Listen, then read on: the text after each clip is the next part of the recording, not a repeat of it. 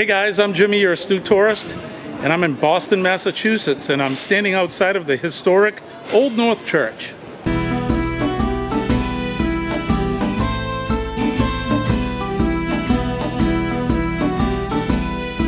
I'm here with Richard Leiter from Revive Furniture, and we are both in Boston, Massachusetts, in the basement of the Old North Church, and we are inspecting some of the crypt doors that Richard had an opportunity to refinish and refurbish.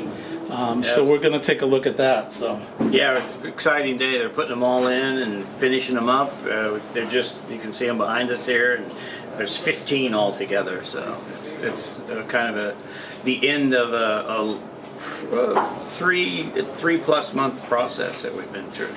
So we're going to show you guys some of the doors. We'll be talking with some of the project managers that have been involved in this project for some time now. So stay tuned. Let's check it out. My name is Lauren Nollmeyer. I'm the project manager from Nollmeyer Building Corporation, and we're the general contractor on the restoration project at the Crypt of Old North Church. We originally started this project about 1.5 years ago in terms of bidding it, reviewing the drawings, and submitting our proposal to the National Park Service. We were awarded the project late last year, and we started construction in February, and now, almost 9 months later, we're just wrapping it up. Our project originally started with some abatement work on the tomb doors. They originally were covered in a stucco and a wire mesh that had some asbestos-containing material. So we had an abatement company come in, they removed the stucco, and then our crews removed the wooden doors from their frames and brought them up to Richard's shop to be restored. While that was happening, we lowered the concrete floor to create a handicap-accessible walkway. We did some masonry repairs in terms of repointing and brick replacement on the walls. We undertook an extensive underpinning project, and we performed some HVAC and electrical upgrades while we were here. There currently are tours that take place down here, but we want to make sure that they're more accessible.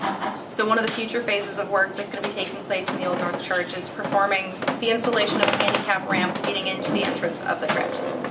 The first reverend of the Old North Church, he and his family were buried down here. The majority of the people who are entombed in the crypt were original parishioners of the Old North Church. So they had, they kind of had first choice to be laid to rest here, I guess, since they're parishioners. Yep. One of the most notable people down here was the first Commodore of the USS Constitution, and he's buried just down at the end of this walkway. This is Captain Nicholson's tomb. This is the plaque that was installed, and it's become a tradition with, I believe, mass maritime graduates that they run up here after graduation, or if they've served in the military, they leave coins or something along that nature. Oh, how cool. They'll leave coins and other trinkets on top of his plaque when they come in for tours. Now, does the church save all of those somewhere? Yes, so the church removed everything before we started, and they'll all be put back in place. But when we were opening the tombs, the current captain of the USS Constitution, who also happens to be the first female captain, she came for a ceremonial opening of the tomb, and we were discussing possibly creating some sort of display for all the pieces that people have left over the years. Very, very interesting. So this is where Samuel Nicholson has been laid to rest. And again, he was the first Commodore of the Constitution, Old Ironsides, which I find incredibly interesting.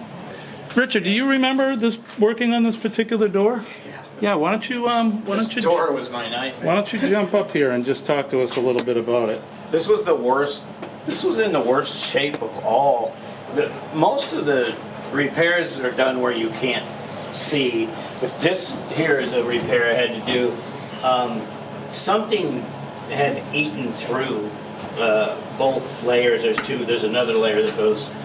One goes vertical and one goes horizontal, and it had been eaten through on both of them, and most of all of the jambs, they have this taped off because they're just doing the mortar set on these now today, and wrapping up the whole project. But this door was literally, I finished yesterday and they picked it up yesterday afternoon to bring it down today. So it was the last door that I did, and they were all wrapped up, so I couldn't tell what shape they were in, but it was technically the worst door that we did.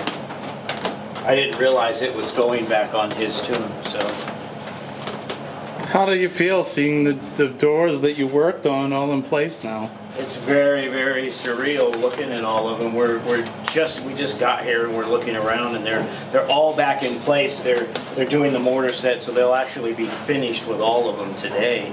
And just seeing them is just an amazing feat, especially since the pictures and when they came, they were just in such disrepair. It's just amazing to see them back in one piece. I'm very excited. My name is Juan. I work for the National Park Service as a historic architect and project manager. And I was just asking, how long do you think the doors will last now that you've restored them? Well, we did spray 2 coats of lacquer front and back on them so they're sealed down, and there's probably not going to be the same water damage, or I'm sure the humidity level is being checked a lot more now, so I would say they have another 300 years in them if they're taken care of, and I'm sure they will take care of them. I believe that when they covered them in the stucco, it just made them invisible, so you couldn't really see that was happening. Now they're out there, so if anything's going on with them, it'll be caught a lot quicker, and you'll be able to see them. They want us to put this plaque back. Originally it was here. This was covered in stucco. Right. You know why?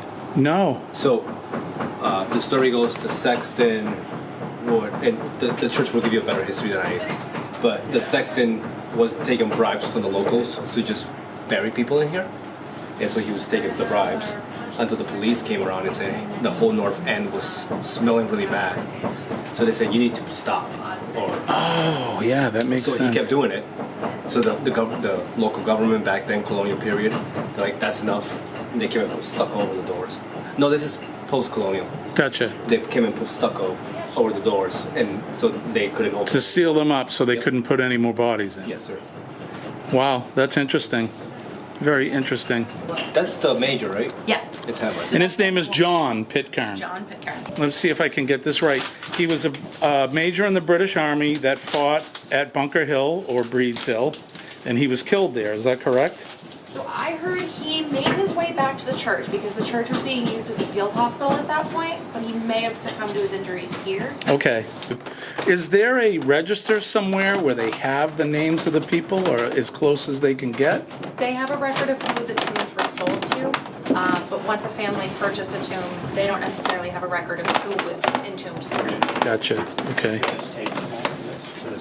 Which, unfortunately, would come in handy, I think. Yeah, it's hard to track though. They don't have an exact count of how many people are buried here. They don't know who exactly was buried here. But obviously once a family would purchase a tomb, then they could put friends, relatives, whomever in with them. There was also a period in the church's history where they were doing some fundraising, and after the tombs had been filled up, they actually, some of them were emptied and consolidated, and then other deceased parishioners were entombed there. Wow, imagine that. Too. You think your family's in there forever, and then see you later, thanks. Yeah. You've merely rented your space. It's good while it lasted. Clearly not eternity, right? Juan, can you tell me? I saw a tomb that says Stranger's Tomb on it.